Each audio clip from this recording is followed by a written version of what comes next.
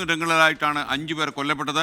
6 പേരെ കൊലപ്പെടുത്തിയെന്നാണ് 23 വയസ്സുകാരനായ പ്രതി വെഞ്ഞാറമൂട് പോലീസ് സ്റ്റേഷനിലെത്തി പറഞ്ഞത്. അതിനുശേഷം ഈ പ്രതി അഫാൻ വിഷം കഴിച്ച് ആത്മഹത്യയ്ക്ക് ശ്രമിച്ചുവെന്ന വാർത്തയും വരുന്നുണ്ട്.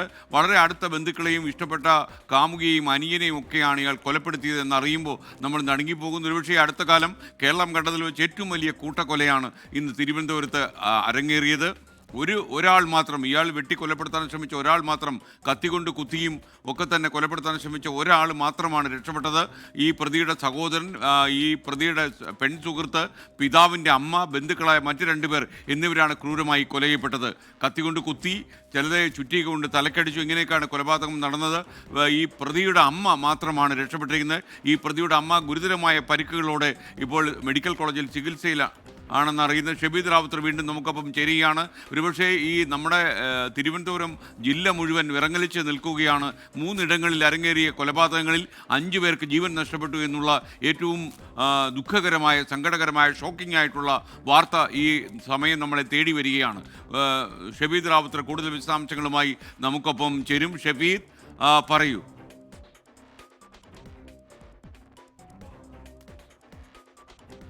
നമ്മളിപ്പോൾ നിൽക്കുന്നത് ഈ പേരുമലയിലെ ഈ വീട്ടിലാണ്. അതായത് ഈ അഫാൻ എന്ന് പറയപ്പെടുന്നയാളുടെ വീട്ടിലാണ്. ഇവിടെയാണ് ആ ക്രൂരകൃത്യം സംഭവിച്ചത്. നേരത്തെ ആ പോലീസ് ഉദ്യോഗസ്ഥൻ, അതായത് നെടുമങ്ങാട് സി ആ വിഷയത്തിൽ പറഞ്ഞൊരു കാര്യമുണ്ട്. അതായത് ഹാമർ കൊണ്ട്, ചുറ്റിക കൊണ്ട് തലക്കടിച്ച് കൊലപ്പെടുത്തിയ ക്രൂര കൊലപാതകം എന്നുള്ളതാണ്. ഇതേ സംശയം തന്നെയാണ് നമ്മൾ ഈ ചുള്ളാളത്തും അതേപോലെ തന്നെ പാങ്ങോടും നടന്നിട്ടുള്ള കൊലപാതകത്തിൽ, ആ 3 കൊലപാതകത്തിലും നടന്നത് എന്നുള്ള സംശയം പോലീസിനുണ്ട്. ഇപ്പോൾ നമുക്ക് ദൃശ്യങ്ങളിൽ കാണാൻ സാധിക്കും. വെഞ്ഞാറമൂട് CI അടക്കമുള്ള ആളുകൾ ഈ സംഭവ സ്ഥലത്തേക്ക് എത്തി കൂടുതൽ വിവരശേഖരണം നടത്തുകയാണ്. ഇതാണ് അഫാന്റെ വീട്. അഫാന്റെ വീട്ടിൽ അഫാന്റെ പിതാവ് വിദേശത്തായിരുന്നു. അഫാന്റെ മാതാവും 9ാം ക്ലാസ്സുകാരനായ സഹോദരനും മാത്രമായിരുന്നു ഈ വീട്ടിലുണ്ടായിരുന്നത്. ഇവിടെയാണ് ഈ ഏറ്റവും ഒടുവിൽ കൊലപാതകം നടന്നത് എന്നുള്ള സ്ഥിരീകരണം കൂടി ഇപ്പോൾ പോലീസിന് ലഭിക്കുന്നുണ്ട്. ഇയാളുടെ പക്കലൊരു ചുറ്റിക ഉണ്ടായിരുന്നു എന്നുള്ള വിവരം കൂടി പോലീസിന് ലഭിക്കുന്നുണ്ട്. അതേസമയം ഇയാൾ സ്റ്റാബ് ചെയ്തിട്ടുണ്ട്, കത്തി കൊണ്ട് കുത്തിയിട്ടുണ്ട് എന്ന തരത്തിലേക്കുള്ള സൂചനകളും ഈ ഘട്ടത്തിൽ പുറത്തു വരുന്നുണ്ട്. ഏതായാലും അതൊരു ക്രൂര കൊലപാതകമാണ് എന്നുള്ള കാര്യത്തിൽ തർക്കമൊന്നും വേണ്ട. കാരണം അത്രത്തോളം 5 കൊലപാതകം, 23 വയസ്സുകാരൻ്റെ മനസ്സിൽ തോന്നിയൊരു കൊലപാതകം 5 പേരുടെ ജീവനെടുത്തു. സ്വന്തം ഉമ്മ ഷെമി, അവർ ക്യാൻസർ രോഗബാധിതയാണ്. അവരെ അടക്കം കൊലപ്പെടുത്താനുള്ള ശ്രമം നടത്തി. അവർ ഗുരുതര പരിക്കുകളോടെ ഗോകുലം മെഡിക്കൽ കോളേജിൽ ചികിത്സയിൽ തുടരുകയാണ്. അവരുടെ ആരോഗ്യനിലയിൽ ഏതെങ്കിലും തരത്തിലുള്ള സ്റ്റേബിലിറ്റിയിലേക്ക് കാര്യങ്ങൾ പോയി എന്ന് നമുക്ക് പറയാൻ കഴിയില്ല. അതേസമയം മറ്റ്5 പേരുടെ മൃതദേഹം ആശുപത്രിയിലേക്ക് എത്തിച്ചിട്ടുണ്ട്. ഇതിനോടകം തന്നെ വൈകിട്ട് ഏതാണ്ട് 6:30 ശേഷം 6:00 പോലീസിന് ഇത് സംബന്ധിച്ച വിവരം ലഭിക്കുന്നത്. പോലീസും വളരെ ഞെട്ടലോടുകൂടിയാണ് ആദ്യം ഈ സംഭവത്തെക്കുറിച്ച് കേട്ടതും അറിഞ്ഞതുമൊക്കെ. പിന്നീട് അതിനുശേഷം പലവിധത്തിലുള്ള പരിശോധനകൾക്ക് ശേഷമാണ് പോലീസ് ഈ കൊലപാതകം ഉറപ്പിക്കുന്നത്. ആദ്യം ഈ വെഞ്ഞാറമൂട് പോലീസ് സ്റ്റേഷൻ തൊട്ടടുത്തുള്ള പേരുമല, നമ്മളിപ്പോൾ ഈ ദൃശ്യങ്ങളിൽ കാണുന്ന ഈ വീട്ടിലേക്കാണ് ആദ്യം പോലീസ് സംഘം എത്തിയത്. അവിടെ ഈ കൊലപാതകം ഉറപ്പിച്ചതോടുകൂടിയാണ് പോലീസിന് മറ്റുള്ള സ്ഥലങ്ങൾ കൂടി കേന്ദ്രീകരിച്ചുകൊണ്ട് കൂടുതൽ അന്വേഷണം നടത്താൻ വേണ്ടി പോലീസ് തീരുമാനിച്ചതും. ചുള്ളാളത്തേക്കും അതേപോലെ തന്നെ പാങ്ങോടേക്കും പോയത്. പാങ്ങോട് ഈ അഫാൻ എന്ന 23 വയസ്സുകാരൻ കൊലപ്പെടുത്തിയത് സ്വന്തം പിതാവിൻ്റെ മാതാവിനെയാണ്. അവർക്ക് 83 വയസ്സുണ്ട് എന്നുള്ളതാണ് നമുക്ക് നിലവിൽ ലഭിക്കുന്ന വിവരം. ചുള്ളാളത്ത് മറ്റ് 2 ബന്ധുക്കളെയും കൊലപ്പെടുത്തിയ സാഹചര്യത്തിലേക്ക് കാര്യങ്ങൾ പോയി. എന്താണ് ഇതിൻ്റെ മോട്ടീവ് എന്നുള്ള കാര്യം നാട്ടുകാർക്കോ അതല്ലെങ്കിൽ പോലീസിനോ ഇപ്പോൾ മനസ്സിലാക്കാൻ കഴിഞ്ഞിട്ടില്ല. തിരുവനന്തപുരം മെഡിക്കൽ കോളേജിലേക്ക് അഫാനെ മാറ്റിയിട്ടുണ്ട്. അഫാൻ അവിടേക്ക് എത്തിച്ചുകൊണ്ടിരിക്കുന്നു എന്നുള്ള വിവരം കൂടി നമുക്ക് ലഭിക്കുന്നുണ്ട്. ഈ അഫാൻ, ഷബീദ് റാവുത്തർ, താങ്കൾ ഒരു നിമിഷം നിൽക്കുക. നമുക്ക് തിരുവനന്തപുരം മെഡിക്കൽ കോളേജിലാണ് ഈ പ്രതി, ക്രൂരമായ ഈ കൂട്ടക്കൊലപാതകം നടത്തിയ പ്രതി ഇപ്പോൾ ചികിത്സയിലുള്ളത്.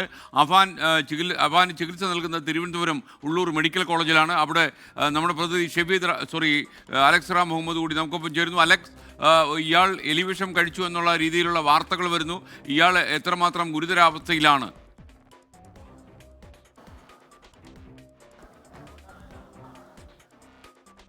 ഇയാളുടെ ആരോഗ്യസ്ഥിതി സംബന്ധിച്ച് ഇനിയും വ്യക്തമല്ല. അത് ഡോക്ടർമാർ ആ വിവരം പങ്കുവയ്ക്കുന്നില്ല. എന്താണെങ്കിലും കുറച്ച് സമയം മുമ്പാണ് ഈ അഫാൻ ഈ കൂട്ടക്കൊലപാതകം നടത്തി നാടിനെ ഒന്നാകെ ഞെട്ടിച്ച ഈ ചെറുപ്പക്കാരൻ 23 വയസ്സ് മാത്രമുള്ള ഒരു യുവാവാണ്. ആ യുവാവിനെ ഇവിടേക്ക് എത്തിച്ചത്. ഇതിൻ്റെ ഒരു മോട്ടീവ് എന്താണെന്നുള്ള കാര്യം ഇനിയും വ്യക്തമല്ല. ഈ കൊലപാതകം ഇയാൾ നടത്തിയത് നമ്മൾ പരിശോധിക്കുള്ളത് 3 സ്ഥലത്താണ്.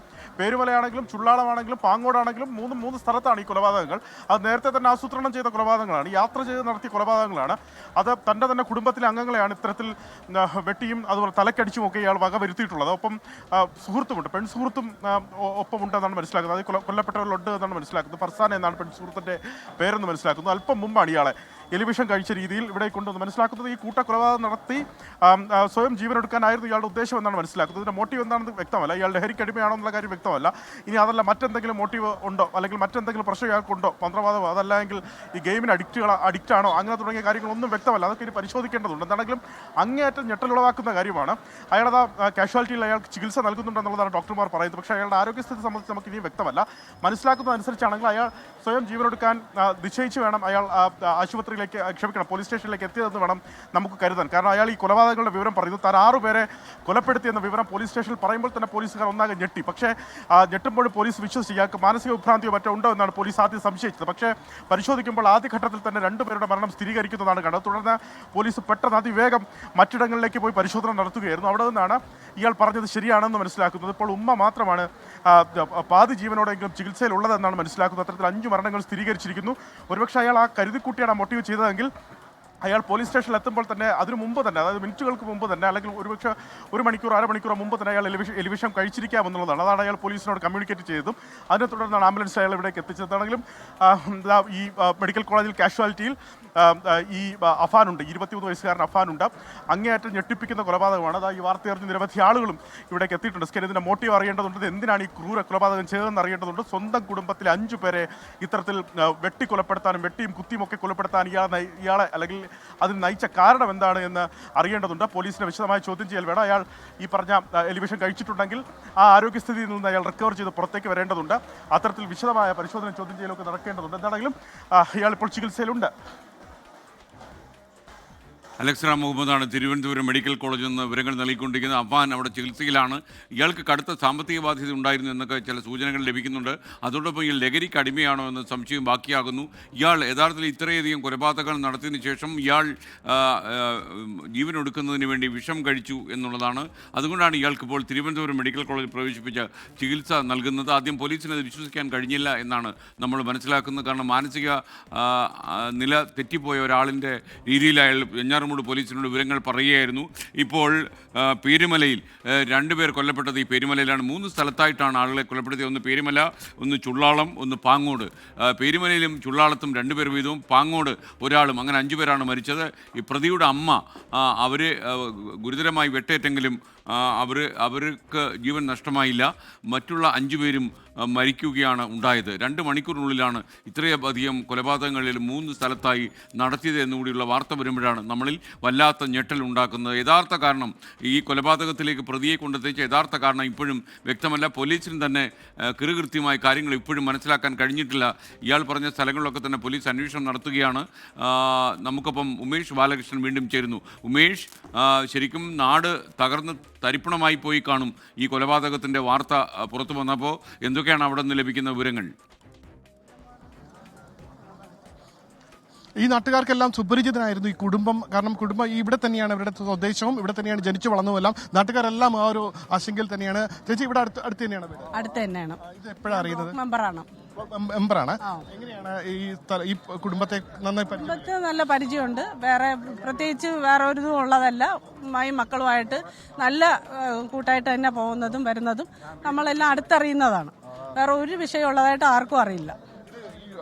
ഈ പ്രതിക്ക് എന്തെങ്കിലും ജോലിയോ അങ്ങനെ എന്തെങ്കിലും പോയിരുന്നോ? പഠനശേഷിക്ക് എന്തോ ഒരു ജോലി ഉണ്ടായിരുന്നു. പിന്നെ ഇപ്പൊ ജോലി ഇല്ലാന്ന് പറഞ്ഞു. ഗൾഫിൽ പോയിട്ട് വന്നിട്ട് പിന്നെ ജോലിക്ക് കയറിയില്ല. മറ്റെന്തെങ്കിലും വിഷയങ്ങൾ എപ്പോഴെങ്കിലും ഒരു ക്രിമിനൽ സാഹചര്യം അറിയില്ല, ഒന്നും ആർക്കും അറിയില്ല. കൂട്ടുകെട്ടുകളോ ഈ ലഹരിയോ അങ്ങനെ എന്തെങ്കിലും ഉപയോഗിക്കുന്നത് അങ്ങനെ എന്തെങ്കിലും കുറിച്ചൊന്നും ഞങ്ങൾക്ക് ആർക്കും അറിയില്ല. ഇപ്പൊ കേട്ടിട്ടാണ് വരുന്നത്. അതെ, ഇവിടെ അടുത്തുള്ളതാണ്. എന്താ ഇവരെ കുറിച്ച് ഈ കുടുംബം എല്ലാവർക്കും അറിയാവുന്നവരാണ്. എല്ലാവരും കേട്ട് വളരെ ഞെട്ടലുമാണ്. നല്ല അഭിപ്രായമാണ്, വേറെ കുഴപ്പമൊന്നുമില്ല. പക്ഷേ ഈ കേട്ടപ്പോൾ വളരെ എല്ലാവരോടും സഹകരിച്ച് സുഹൃത്തുക്കളൊക്കെ ഉള്ള അങ്ങനെ കൂടുതലും വെളിയായിട്ട് ആരുമായിട്ടും ബന്ധമുള്ള പയ്യന്മാരല്ല. അവർ വീട്ടിൽ തന്നെ നിൽക്കും. ഉമ്മായുമായിട്ട് കടയിൽ പോകും, ബാങ്കിൽ പോകും. അങ്ങനെ ഒതുങ്ങി പ്രകൃതമാണ്. ചെറുപ്പത്തിലെ ഗൾഫിലാണോ? ചെറുപ്പത്തിലെ പണ്ടേ ഗൾഫിലാണ്. അക്കരെ ആണ് താമസിച്ചിരുന്നത്, കുറച്ചപ്പുറത്ത്. ഇപ്പോഴാണ് ഇവർ ഒരു 10 വർഷത്തിനിപ്പുറം ഇങ്ങോട്ട് വീട് വെച്ച് വന്നിട്ട്.